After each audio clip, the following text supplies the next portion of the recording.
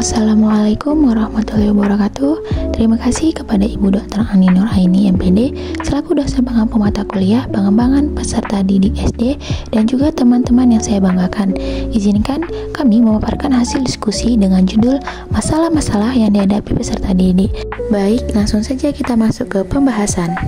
Masalah perkembangan jasmani dan kesehatan pada anak sekolah dasar. Yang pertama, ISPA atau infeksi saluran pernapasan atas. Ini adalah penyakit yang sangat umum.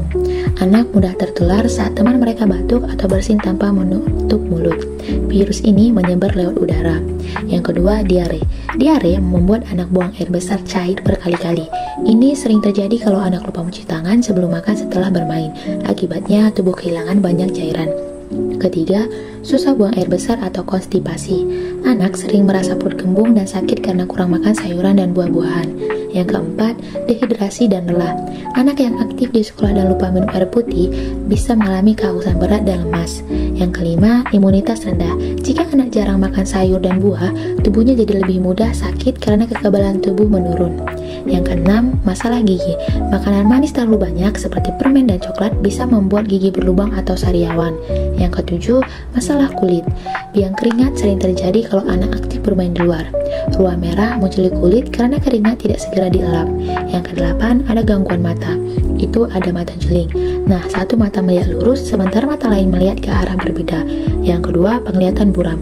Bisa terjadi kalau anak terlalu lama membaca di tempat dengan pencahayaan yang kurang. Tiga, mata malas. Anak mungkin hanya menggunakan satu mata karena mata satunya kurang jelas penglihatannya.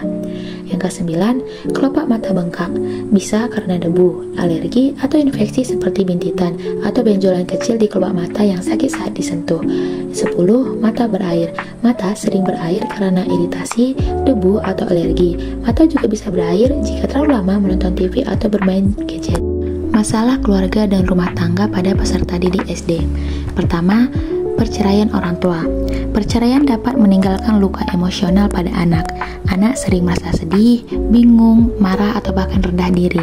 Mereka mungkin sulit bersosialisasi dengan teman sebaya, merasa iri terhadap anak lain yang memiliki keluarga utuh, dan tumbuh dengan ketidaknyamanan terhadap orang tua mereka. Dampaknya bisa terlihat pada penurunan kemampuan belajar di sekolah. Yang kedua, kesibukan orang tua. Orang tua yang sibuk bekerja seringkali tidak memiliki cukup waktu untuk anak. Anak bisa merasa kehilangan kasih sayang dan perhatian. Akibatnya, mereka cenderung tumbuh dengan fokus hanya pada materi. Penelitian menunjukkan bahwa anak dengan ibu yang sangat sibuk bekerja mengalami kesulitan akademis, stres mental, dan reputasi buruk di sekolah. Yang ketiga, pola asuh orang tua. Pola asuh yang diterapkan sangat mempengaruhi perilaku dan kepribadian anak. Pola asuh yang kurang baik dapat menyebabkan anak merasa tidak didukung dan kurang percaya diri. Sebaliknya, pola asuh yang baik membantu anak tumbuh menjadi pribadi yang optimis dan percaya diri. Keempat, child abuse atau kekerasan pada anak. Kekerasan fisik, emosional, atau seksual terhadap anak seringkali terjadi dalam keluarga. Hal ini dapat mengancam tumbuh kembang anak secara fisik maupun mental. Penyebabnya beragam, dari ketidakharmonisan keluarga hingga pola pengasuhan yang salah. Yang selanjutnya, masalah-masalah sosial yang terjadi pada peserta didik SD. Yang pertama, psikopat. Psikopati adalah penyakit kejiwaan yang dicirikan oleh tindakan yang bersifat egosentris dan antisosial. Psikopat adalah hal yang paling berbahaya dalam gangguan jiwa atau gangguan mental. Mereka yang mengalami psikopat biasanya antisosial karena bisa menimbulkan kerugian dan ketakutan di masyarakat. Yang kedua, antisocial personality. Ini adalah sebuah gangguan kepribadian yang ditandai oleh perilaku yang tidak mempedulikan atau melanggar hak asasi orang lain secara berkepanjangan. Yang ketiga, sindrom gender dan seksual. Ini memang sering kali semakin menjadi ketika dewasa dan menyebabkan banyak anak remaja justru salah kaprah dan menyimpang. Yang keempat, kesulitan dalam persahabatan. Yang pertama itu ada kesulitan dalam mencari teman. Yang kedua, merasa terasing dalam aktivitas kelompok. Yang ketiga, kesulitan dalam menyesuaikan diri dalam kelompoknya. Yang keempat, kesulitan dalam menghadapi situasi lingkungan sosial yang baru. Yang kelima, bullying. Selanjutnya, masalah kesulitan dalam belajar yang terjadi pada peserta didik SD. Kesulitan belajar adalah suatu gejala yang nampak pada peserta didik yang ditandai dengan adanya prestasi belajar yang rendah atau di bawah norma yang telah ditetapkan. Adapun jenis kesulitan belajar. Yang pertama, kesulitan akademik. Kesulitan akademik ini dibagi menjadi 3, yaitu kesulitan membaca, kesulitan menulis, dan kesulitan berhitung. Yang kedua, gangguan simbolik. Kesulitan belajar karena gangguan simbolik antara lain siswa itu mampu mendengar tetapi tidak mengerti apa yang dia dengar. Yang ketiga, gangguan non-simbolik. Gangguan ini adalah ketidakmampuan anak memahami isi pelajaran karena ia mengalami kesulitan untuk mengenal kembali apa yang telah dipelajarinya pada pelajaran sebelumnya. Yang keempat, non-verbal learning disabilities.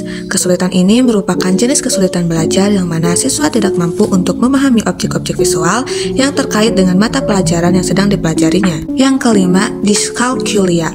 Dyscalculia adalah kondisi kesulitan belajar siswa yang tidak bisa memecahkan berbagai persoalan matematika yang sedang dihadapi.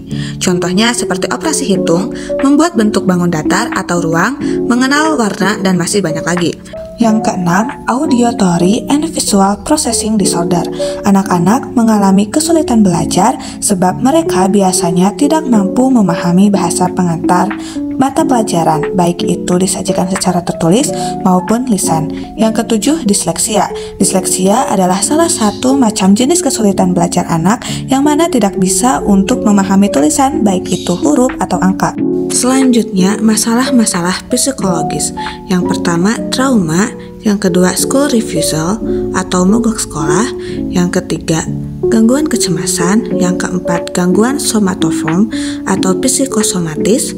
Yang kelima, hiperaktif. Yang keenam, sulit berkonsentrasi. Yang ketujuh, pemurung dan penyendiri.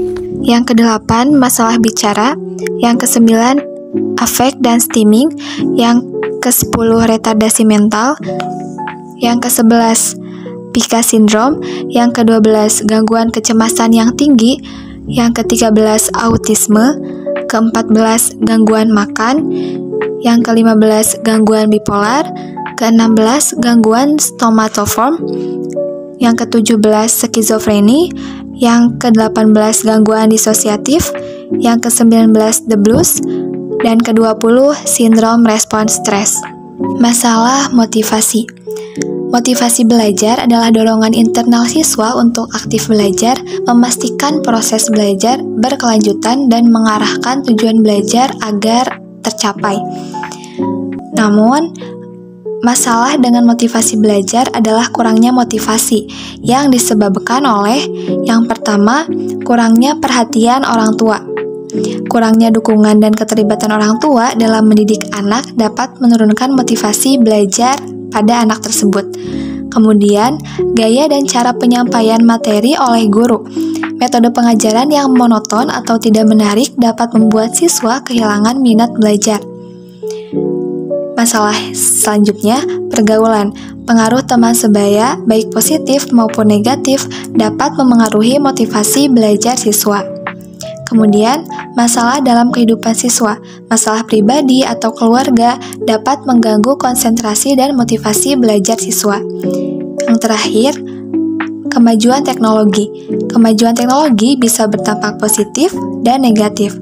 Dampak negatifnya adalah siswa bisa jadi kecanduan dengan teknologi sehingga waktu untuk belajar lebih berkurang. Masalah lainnya, yang pertama, kecanduan gadget.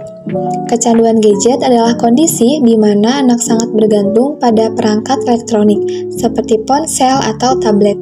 Ketergantungan ini dapat memengaruhi tumbuh kembang anak, membuatnya mengabaikan interaksi sosial dan aktivitas lainnya. Beberapa faktor penyebabnya adalah pengasuhan yang kurang tepat, faktor neuroscience, faktor teknologi, dan faktor lingkungan. Yang kedua, pengaruh buruk teman sebaya. Teman sebaya adalah kelompok anak seusia yang saling berinteraksi. Teman sebaya dapat memengaruhi perilaku anak baik positif maupun negatif. Anak akan cenderung meniru kebiasaan teman-temannya, sehingga penting untuk memastikan mereka bergaul dengan teman yang baik. Kesimpulan, masalah-masalah yang dihadapi ada 7, yaitu perkembangan jasmani dan kesehatan, keluarga dan sosial, kesulitan dalam belajar, psikologis, dan masalah lainnya. Untuk mengatasi masalah-masalah ini, diperlukan kerjasama antara guru, orang tua, dan lingkungan sekolah dalam menciptakan lingkungan belajar yang kondusif, memberikan bimbingan, serta mendukung kebutuhan emosional dan akademik anak.